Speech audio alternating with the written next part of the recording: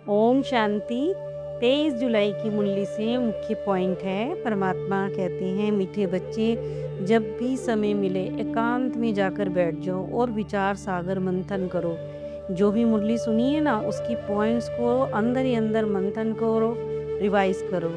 जैसे गाय होती है ना, तो चारा उसके आगे डाल देते हैं तो पहले तो वो जल्दी जल्दी खा लेती है और फिर कहीं भी छाया में बैठ के वो जुगाली करती रहती है, यानी उस खाने को चबा चबा कर खाती है और पचाती है। फिर बाबा भी इसी बात पे ही हमारे को समझाते हैं कि जैसे खाना खाने से हमारे को खून बनता है, हमारी शक्ति मिलती है, ऐसे ही ज्ञान से भी हमारी समझ बढ़ती है। बाबा कहते हैं कि बच्चे, तुम्हारी याद की यात्रा कब पूरी होगी? कर्मातीत अवस्था हो तब यात्रा पूरी हो। यानी देखो, ऐसी अवस्था कर्म करते ऑटोमेटिकली परमात्मा का अंदर चलता ही रहे और याद ऐसे हो जाए कि कर्म का आपको पता ही ना चले, और याद में आपका जब कर्म करते हो ना, तो आपको कर्म भी पता नहीं चलता। तब तुम्हारी कोई भी कर्म इंद्री धोखा नहीं देगी, क्योंकि आपको याद की आदत पड़ गई है। अभी यही देखो, पुरुषार्थ करना है, हमेशा पुरुषार्थ के लिए तैयार रहना है, कभी भी ना उम्मीद नहीं होना है। यानी निराशा वाले शब्द कभी नहीं बोलना कि ये मुझसे हो नहीं रहा है। सवेरे के समय आधा पौना घंटा बाबा कहते बहुत प्यार से, रुचि से बाबा के सामने बैठ जाओ। फिर पढ़ाई भी पढ़नी है और पढ़ानी भी है, परमात्मा की याद में भी रहना है। ऐसा पुरुषार्थ होना चाहिए जो सारी कर्मेंद्रियां वश में हो, जो मेरे ही ऑर्डर पे चले। बाबा कहते कोई भी धोखा ना दे सके। जब हम सर्विस पर हैं तो हमें दुख भी, सुख भी, मान अपमान, गर्मी ठंडी सब कुछ सहन करना पड़ेगा, क्योंकि ये सारी चीज़ें आएंगी। तो बाबा ने कहा सहन तो करना पड़ेगा, सहन करना भी आना चाहिए। कभी कभी सर्विस में ये बाबा कहते शब्द ना कहना कि थक गए हैं। 3 पैर पृथ्वी में भी देखो, हॉस्पिटल कम यूनिवर्सिटी खोल हीरे जैसा बनाने की सेवा करनी है। चाहे पैसा बाबा कहते ना हो, पर बाबा कहते समझाने के लिए तुम्हें चित्र यानी कैलेंडर होते हैं ना, मिल जाएंगे। जितना शरीर के बाप को चिंता रहती है ना कि बच्चों के लिए मकान बनाना है, आदि आदि सोचता है ना बाप, ऐसे ही बाबा कहते ये ख्याल चलते रहते हैं ना, ऐसे ही पारलौकिक परमात्मा बाप भी हमारा, उसे भी चिंता रहती है, उसे भी बाबा कहते हमारे लिए उसको भी ख्याल चलते रहते हैं कि जितना विनाश के नज़दीक आते रहेंगे उतना ही ताकत आती जाएगी। इसलिए सर्विस जरूर करनी है। जैसे विष्णु पिता को पीछे तीर लगा था, ऐसे ऐसे अगर अभी बाबा कहते लग जाए तो बहुत हंगामा हो जाए।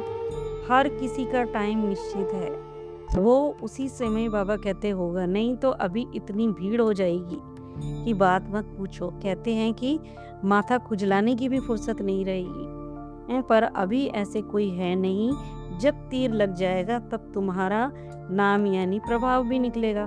सब बच्चों को बाप का परिचय तो मिलना ही है। फिर बाबा ने कहा कि तुम्हें तो देखो नई दुनिया मिलती है, उसमें सोने के फूलों की वर्षा होती है। जैसे पुरानी दुनिया में मकान का मुहूर्त करते हैं ना, वैसे ही बाबा कहते तुम भी नई दुनिया का मुहूर्त करते हो। तुम्हें भी उस घर में सुख शांति दोनों मिलते हैं। ऐसा और किसी और को नहीं मिल सकता है, ऐसा सुख किसी को भी नहीं मिलेगा। इन दूसरे धर्म में आते हैं द्वैत हो जाता है। तुम बच्चों को तो बहुत खुशी होती है, ऊंचा पद भी बाबा कहते ऊंची तकदीर बनती है। हर बाप ने पुरुषार्थ जरूर करना है। फिर बाबा ने कहा कि तुम माताओं को मैं देखो कितना ऊंचा बनाता हूँ। फीमेल का भी मान है ना, सब जगह विलायत में भी देखो, परंतु यहाँ बच्ची जब पैदा होती है तो चारपाई देखो उल्टी कर देते हैं। मतलब इतना दुख उनको लगता है लड़की के पैदा होने का। दुनिया देखो बिल्कुल डर्टी हो चुकी है, लड़की पैदा होना बहुत बड़ा दुख समझते हैं। शांति शांति मांगते रहते हैं, विश्व में शांति चाहते हैं। देवताओं का राज्य तो पूरे विश्व में था, मूल वतन यानी परमधाम में आत्माओं की दुनिया होती है। ऊंचा पुरुषार्थ बाबा कहते कराता हूँ, ये समझने की बात है। ऐसे नहीं कि बाबा कहते रड़ियाँ मारते रहे, यानी शेखी दिखाते हैं ना कि भगवान आया तो फिर कोई मानेगा नहीं, और ही देखो गालियाँ खाएंगे और खिलाएंगे। ये और कहेंगे कि बाबा कहते बीके अपने बाबा को भगवान कहती हैं। ऐसी सर्विस नहीं करनी है जिससे बदनामी हो।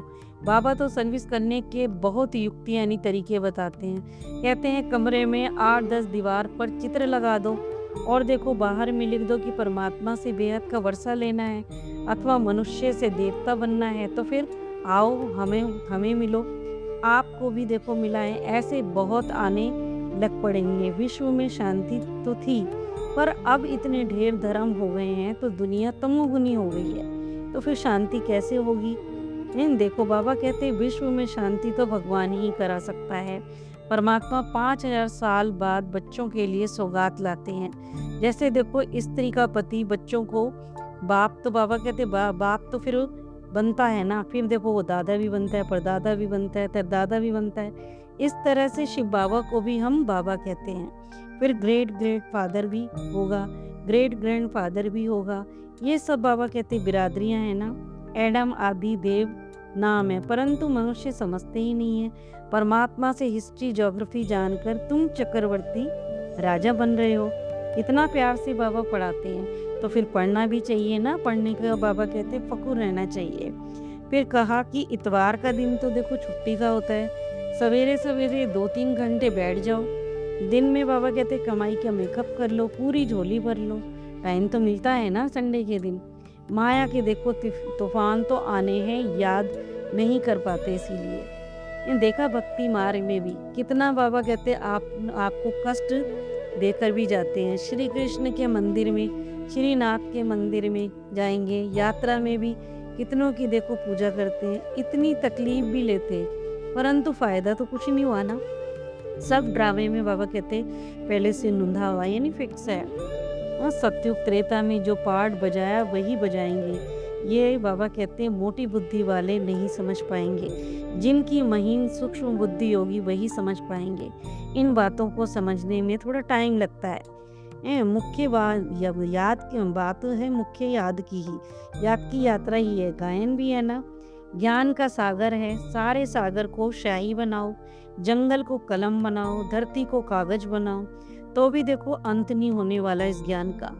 ज्ञान खत्म हो नहीं सकता, कितना भी लिखते जाओ ढेर कागज हो जाएंगे। परंतु बाबा कहते तुम्हें कोई को भी धक्का नहीं खाना है, बस याद करो। धक्के जैसे भक्ति मार्ग में खाते हैं ना, तो बाबा कहते तुम्हें नहीं कहीं खाना। यहाँ ही पुरानी दुनिया में पतितों को पावन करने के लिए परमात्मा को बुलाते हैं। सतयुग में नहीं बुलाते हैं कि आकर हीरे ज्वारतों के महलों में बैठो, भोजन आदि खाने के लिए। शिव बाबा भोजन तो बाबा कहते खाते ही नहीं है। आगे तो बहुत बुलाते थे, आकर भोजन खाओ। उठ के बाबा कहते 36 प्रकार के भोजन भी खिलाते थे। यह फिर भी होगा, यह तो भी बाबा कहते चरित्र, इसे भी चरित्र ही कहेंगे। श्री कृष्ण का भी चरित्र है, वो देखो सतयुग का प्रिंस है, उन्हें पतित पावन नहीं कहेंगे। मनुष्यों को बाबा कहते घोर अंधियारे में, पतित पावन तो जो पावन बनाता है उसे कहते हैं, वो तो शिव ही है ना, ये तो शिव का बच्चा ही है। तुम देखो घोर रोशनी में हो, बाबा कहते हैं परमात्मा रात का दिन बना देते हैं, यानी हमारे को दुख अंधियारे से निकाल के सुख में ले आते हैं। फिर कहा भक्ति में क्या क्या करना पड़ता है, यज्ञ तप आदि सब भले भगवान की महिमा करते हैं, परंतु उल्टी बाबा कहते वास्तव में श्री कृष्ण के बारे में भी पूरी तरह से नॉलेज नहीं है, जानते नहीं हैं। जैसे श्री कृष्ण को बैकुंठ नाथ कहा जाता है, अच्छा श्री कृष्ण को त्रिलोकीनाथ कहा जाता है, ये तुम्हें पता है कि सूक्ष्म वतन, मूल वतन, स्थूल वतन, तुम बच्चों को ये समझाया जाता है। तुम ब्रह्मांड के भी मालिक हो, श्री कृष्ण समझते हैं हम ब्रह्मांड के मालिक हैं, पर वो तो बैकुंठ में थे। बाबा कहते बैकुंठ स्वर्ग नहीं दुनिया को कहा जाता है। वास्तव में त्रिलोकीनाथ कोई भी है नहीं, 3 लोग तो ब्रह्मांड के मालिक शिव बाबा और तुम ही हो। श्री कृष्ण स्वर्ग का मालिक है, मालिक नर्क का रावण है, और नर्क जो होता है ना, नर्क का बाबा कहते हैं रावण है, और स्वर्ग का मालिक श्री कृष्ण है। फिर कहा यह देखो बड़ी गुए बात समझने की है, नई पॉइंट समझाता हूँ। पारसपुरी के मालिक तो फिर लक्ष्मी नारायण हैं। ऐसे भी नहीं कि विष्णु को भी समझते नहीं है कि यही लक्ष्मी नारायण अभी हैं। तुम तो बाबा कहते हैं तुम शॉर्ट में तुम्हें एम ऑब्जेक्ट समझाते हैं। ब्रह्मा सरस्वती कोई आपस में मेल फीमेल नहीं है, यह तो प्रजापिता ब्रह्मा है, इसी को ग्रेट ग्रेट ग्रैंडफादर कह देते हैं। शिव बाबा को सिर्फ बाबा ही कहेंगे, है ना, प्यार से कहते हैं। शिव बाबा को नाम तो नहीं लेता ना कोई अपने पिता का, इसलिए शिव को बाबा कहते हैं। बाकी सब भाई भाई हैं, जो जितने सारे होते हैं आत्माएं, बाबा कहते हैं बाकी सब आत्मा भाई भाई हैं, इतने सब ब्रह्मा के बच्चे हैं। वरदान, बाबा कहते हैं जैसे देखो सागर के किनारे जाते हैं तो शीतलता का अनुभव होता है ना, ये स्थूल सागर की बात नहीं हो रही है, ये शिव बाबा के पास जाने की बात कही जा रही है। ऐसे ही हम परमात्मा के बच्चे हैं, तो बाबा कहते आप मास्टर बन जाओ, यानी आप बच्चे मास्टर स्नेह के सागर बन जाओ। तो फिर जो भी आत्मा आपके पास आए तो अनुभव करे कि आप स्नेह के मास्टर सागर की लहरें, इन स्नेह की अनुभूति करा रही है उन्हें। जैसे शिव बाबा से ब्राह्मण बच्चों में, बाबा कहते आती है ना, जैसे शिव बाबा से हम लेते हैं, हमसे और बच्चे ले, वह भी स्नेह का प्यार है और फिर सबको दे।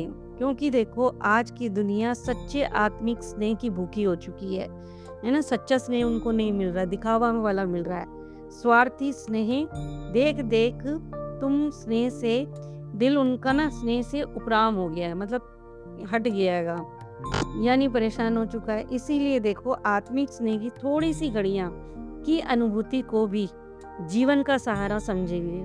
स्लोगन है, ज्ञान धन से भरपूर रहो, ज्ञान धन से भरपूर रहो, तो स्थूल धन की प्राप्ति स्वतः ही होती रहेगी। यानी आप ज्ञान रत्नों से, बाबा कहते हैं नॉलेज से भरपूर रहोगे ना, तो जो धन होता है ना, बाबा कहते हैं वो अपने आप ही आता रहेगा।